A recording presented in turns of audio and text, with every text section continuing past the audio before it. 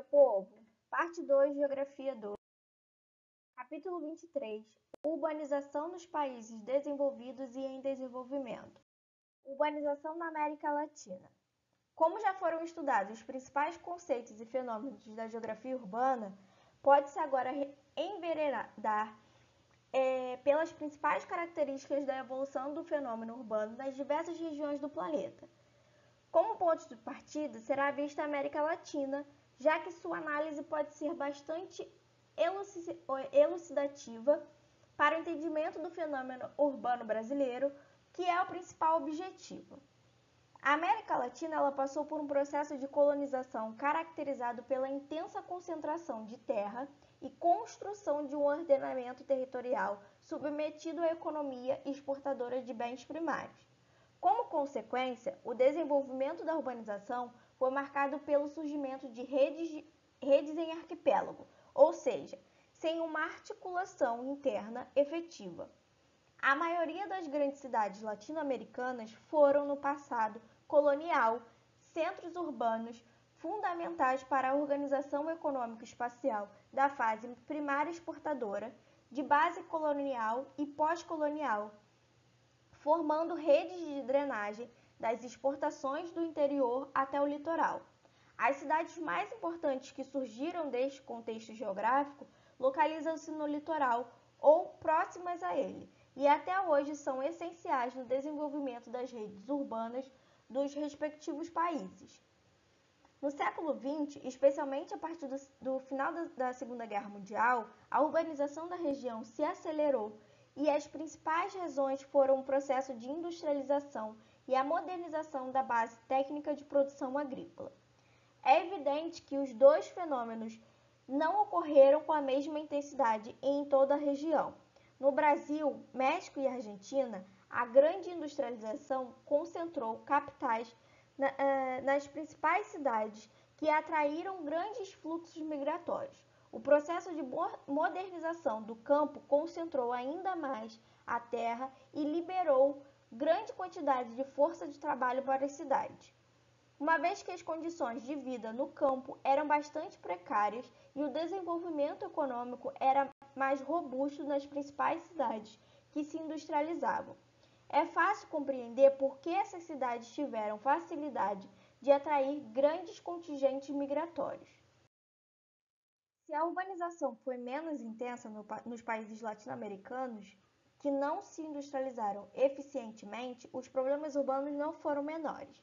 A acelerada modernização do campo, sobretudo a partir da década de 1970, impulsionou o deslocamento da população rural para as principais cidades. As redes urbanas sofreram transformações importantes, organizando redes nacionais e gerando significativas macrocefalias. Tal fato, atrelado à inexistência de ações de planejamento urbano, resultaram em um modelo de desenvolvimento territorial concentrador e excludente, o que provocou grandes problemas urbanos, como a favelização das periferias e a saturação do mercado de trabalho. A favelização, por exemplo, poderia ter sido enfrentada por esses países se programas habitacionais tivessem sido desenvolvidos para a população de baixa renda que migrava do campo. No entanto, o que ocorreu foi a submissão do poder público à especulação imobiliária e a destinação de poucos recursos à habitação popular. Esse mesmo problema ocorre na urbanização atual de parte da Ásia e de todo o continente africano. Urbanização no Sudeste e no Sul Asiático. No Sudeste e Sul da Ásia, o fenômeno da urbanização é relativamente mais antigo, devido em boa parte às características do processo colonizador europeu na região e à existência de sociedades milenares significativamente organizadas em territórios urbanos já no século XIX. Outro aspecto a se ressaltar são os impactos do período neocolonial na região. A partir da segunda metade do século XIX, estabeleceram-se importantes organizações mercantis nas principais cidades dessa região, fruto de investimentos estatais e privados de suas respectivas metrópoles. A diferença em relação à América Latina é que essas cidades já existiam, enquanto que no continente sul-americano Com algumas exceções, os mais importantes centros urbanos do período colonial embrionário foram erguidos pela vontade do colonizador. Muitas cidades na China e na Índia já possuíam grande contingente populacional e importantes centros de trabalho e consumo, o que justifica a intenção dos estados metropolitanos em penetrar os mercados consumidores dessas sociedades. Outra diferença no processo de urbanização dessa parte da Ásia foi o tamanho de suas populações. Se o número já era expressivo no século XIX, no decorrer do século XX, as melhorias médico-sanitárias e o acesso a elas permitiram a mais espetacular explosão demográfica, tanto no campo como nas cidades. Daí o surgimento posterior de inúmeras megacidades na China e na Índia. Porém, cumpre lembrar que as condições de vida no campo no Sudeste Asiático não se diferenciam do que ocorre na América Latina. Concentração fundiária, baixos salários, superexploração do trabalho faziam e ainda fazem parte da realidade rural dessa região. O desenvolvimento da urbanização no Sudeste Asiático ingressou numa nova fase por volta da década de 1970, com a industrialização nos atuais tigres asiáticos e posteriormente na China cresceu e acelerou. Essas economias se modernizaram muito rapidamente, atraindo a população rural predominante para os principais centros urbanos, como Seul, Taiwan, Hong Kong, Singapura, Xangai e Pequim. A despeito de todo o dinamismo econômico e tecnológico, os clássicos problemas urbanos emergiram com força, como a questão habitacional, o saneamento e a informalidade do trabalho. Na China socialista de 1949, ano da Revolução Socialista, até o final da década de 1970, o padrão de desenvolvimento econômico espacial foi marcado pela dispersão da atividade industrial. Pequenas indústrias, sobretudo siderometalúrgicas, foram construídas pelo país afora e o acesso à terra foi coletivizado, proporcionando um desenvolvimento desconcentrado. Entretanto, com a chegada dos reformistas ao poder, tendo à frente Deng Xiaoping, em 1977, as políticas públicas foram reorientadas, aproximando-se severamente do padrão concentrador. Com a abertura econômica iniciada pelas reformas, vultuosos investimentos deslocaram-se para as zonas econômicas especiais no litoral do país, onde eram permitidos investimentos capitalistas estrangeiros. O intenso crescimento econômico chinês pós-1977 acabou por atrair uma maciça força de trabalho para as cidades litorâneas, nas quais atualmente se concentram 90% do PIB chinês. Na Índia, a aceleração da urbanização é mais recente. Após a independência do país, em 1947, seus dirigentes optaram por um modelo de desenvolvimento orientado para o mercado interno e protegido da concorrência externa. Com poucos recursos internos, a industrialização e a modernização agrícola ocorreram muito recentemente e de maneira parcial. Na década de 1990, após mudanças na política econômica, muitos investimentos no setor de serviços foram realizados no país, acelerando a expansão do mercado de trabalho e o êxodo rural. Com a concentração de riqueza na Índia uma das mais altas do mundo, o recente processo de urbanização tem gerado sérios problemas urbanos, e as gigantescas favelas nas periferias das grandes cidades indianas evidenciam também o caráter controverso dessa modernização. Urbanização africana. Se há uma região em que a urbanização é um fenômeno extremamente recente, essa parte do mundo é a África. A região menos desenvolvida economicamente do planeta e tradicionalmente rural vem nos últimos 20 anos experimentando o surgimento de grandes cidades, com o surgimento de periferias marcadas quase sempre pela pobreza e a violência. A modernização da produção agropecuária em algumas regiões populosas do continente, especialmente na fração subsaariana, o maior dinamismo econômico da indústria do petróleo, a indústria do extrativismo mineral em geral, as altas taxas de fecundidade e, mais recentemente, o turismo explicam, em boa parte, a aceleração do fenômeno urbano. Na última década, o continente, principalmente as diversas regiões subsaarianas, incluindo o Sahel, tornou-se importante receptor de investimentos chineses. Isso se justifica pelo interesse da China em matérias-primas africanas e na modernização da parte rural da economia, acabando por contribuir para a aceleração da concentração fundiária do continente. Essa aceleração ocorre, sobretudo, no Golfo da Guiné, onde a indústria do petróleo atraiu grandes contingentes demográficos no interior da Nigéria, país grande produtor de petróleo, e de outros países da região. A cidade de Lagos, a antiga capital da Nigéria, possui atualmente 10,8 milhões de habitantes e já é a mais populosa do continente. Junto com a cidade de Cairo, no Egito, o mesmo fenômeno se verifica em Angola, grande promessa de expansão da produção petrolífera do continente nas próximas décadas. A capital, Luanda, já conta com mais de 3 milhões de habitantes, compreendendo 15% da população do país.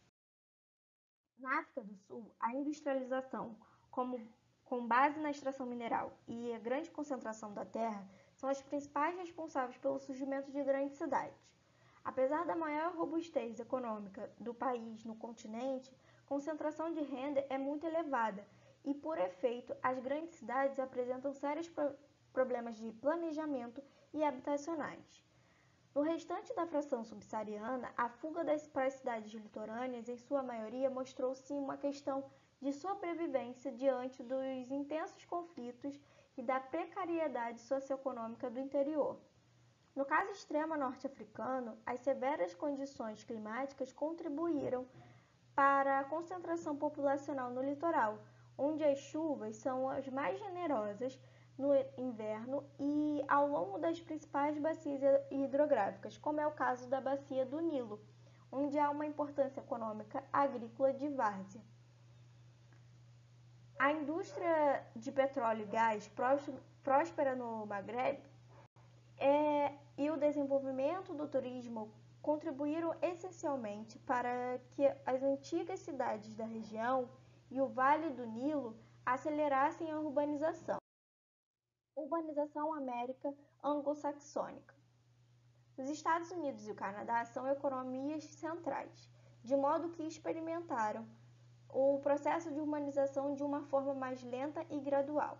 A partir do século XX, as políticas públicas para as cidades desses países concentraram-se por sólidos programas de planejamento urbano. Como a inserção desses territórios na economia mundial capitalista ocorreu inicialmente para o mercado interno, à exceção do sul dos Estados Unidos, o desenvolvimento de suas redes urbanas obedeceu a uma lógica interna. À medida em que no século XIX iam sendo construídas as ferrovias no sentido leste-oeste, tanto no Canadá como nos Estados Unidos, os núcleos urbanos foram gradativamente erguidos nesses eixos de ocupação e desenvolvimento. Ainda na segunda metade do século XIX, com o desenvolvimento da Segunda Guerra Mundial, da segunda Revolução Industrial, no nordeste dos Estados Unidos e no Vale de São Lourenço, no Canadá, a urbanização deu origem a grandes cidades que foram polos de atração de imigrantes europeus, como Nova York, Boston, Filadélfia e Quebec. Diferentemente do restante do mundo, grande parte da população urbana desses dois países, em meados do século XX, não era oriunda do campo, e sim da imigração. O êxodo rural existiu, mas foi bem mais lento, já que o acesso à terra foi mais democratizado nesses dois países. A partir da década de 1940, com a modernização do campo e o advento dos complexos agroindustriais, que, como efeitos negativos, concentram a terra e reduzem drasticamente o emprego no campo. O fluxo migratório para as cidades se intensificou. Assim, as populações negras nos Estados Unidos, mais suscetíveis à perda de acesso à terra, deslocaram-se na maior parte para as grandes cidades das costas leste e oeste. Foi a partir desse período que ocorreu uma grande transformação no padrão de desenvolvimento das grandes cidades dos Estados Unidos e por influência direta também das do Canadá. O entorno das áreas central, downtown, das grandes cidades foi ocupado pelas populações negras e mais tarde pelos imigrantes latinos e asiáticos que ingressariam nesses países nos anos de 1950 e 60. Anteriormente, ocupadas pelas populações de origem imigrante europeia, esses bairros se tornaram guetos marcados pela pobreza. Já as populações de origem europeia migravam para os subúrbios em busca de melhor qualidade de vida. A massificação do automóvel, a expansão da classe média e a construção da ampla rodovias de acesso a esses subúrbios nos anéis mais externos das grandes cidades explicam esse fenômeno urbano. O poder público dos Estados Unidos e do Canadá teve um papel central nesse planejamento singular, porque ampliou não só a infraestrutura de transporte, como também a infraestrutura urbana necessária para os subúrbios. Se nos subúrbios a atenção do poder público foi exemplar, o mesmo não ocorria nos bairros das classes trabalhadoras, em downtown e midtown. Essas áreas passaram a contar com menores investimentos públicos, que se tornou um contrassenso, já que a densidade populacional delas aumentou muito mais do que nos subúrbios. No Brasil, o fenômeno vem sendo estudado recentemente como o fenômeno da autossegregação, cujo exemplo são os bairros condomínios distantes dos problemas dos grandes centros urbanos. Vale ressaltar que a grande maioria desses conglomerados são, em geral, incentivados por empresas privadas do ramo imobiliário para atender às expectativas da grande classe média brasileira. Isso faz com que se estabeleçam parcerias com o poder público para dotar essas regiões com infraestrutura adequada, por exemplo. Urbanização europeia. O continente foi pioneiro no que tange ao fenômeno recente da urbanização, impulsionada pelo capitalismo industrial. Em meados do século XVIII, a Revolução Industrial concentrava capitais nas principais cidades da Europa norte-ocidental e atraía enormes contingentes migratórios para o Vale da Tâmisa, na Inglaterra. Como na América anglo-saxônica, o processo de urbanização no continente europeu ocorreu durante o século XIX e nas primeiras décadas do século XX e resultou de vigoroso fluxo populacional campo-cidade. Se no norte europeu a urbanização foi maior em razão do desenvolvimento das duas primeiras revoluções industriais, intensificando a urbanização no nordeste francês e no Vale do Reino Ruhr. No sul e no leste europeu, a urbanização ocorreu mais tardiamente, em virtude do caráter mais primário de suas economias. Posteriormente, essas duas sub-regiões europeias foram inseridas no capitalismo europeu como fornecedoras de alimentos e matérias-primas industriais. No período da Guerra Fria, o leste europeu vivenciou sua fase socialista, que deixou marcas importantes no modelo de desenvolvimento urbano. A ausência da lógica capitalista da acumulação permitiu às políticas públicas dos países dessa região um desenvolvimento territorial marcado pela desconcentração dos recursos públicos, conferindo ao desenvolvimento urbano e o estabelecimento de redes de cidades mais equilibradas e o menor número de cidades milionárias em tamanho populacional. Até hoje pode-se observar essas diferenças, apesar do recente reingresso desses países no sistema capitalista globalizado, o que tem levado o desenvolvimento urbano para um padrão de caráter mais concentrador do ponto de vista espacial. No pós-guerra, a imigração dos grupos populacionais dos países do mundo em desenvolvimento, especialmente da África, o Oriente Médio e Sul-Sudeste Asiático, tem gerado uma nova realidade territorial urbana nas grandes e médias cidades europeias. Numerosos grupos menos assistidos socialmente e de origens étnicas diversas vêm se estabelecendo nas periferias dessas cidades em conjuntos habitacionais imensos. Como esses grupos sociais possuem mecanismos de pressão política ainda bastante precários em relação ao poder público local e nacional, o acesso a benefícios urbanos não se equipara aos dos bairros das classes médias e altas. Os guetos árabes das grandes e médias cidades francesas constituem exemplos emblemáticos dessa nova realidade. E é isso, povo. Dúvidas, escrevam nos comentários e até o próximo vídeo.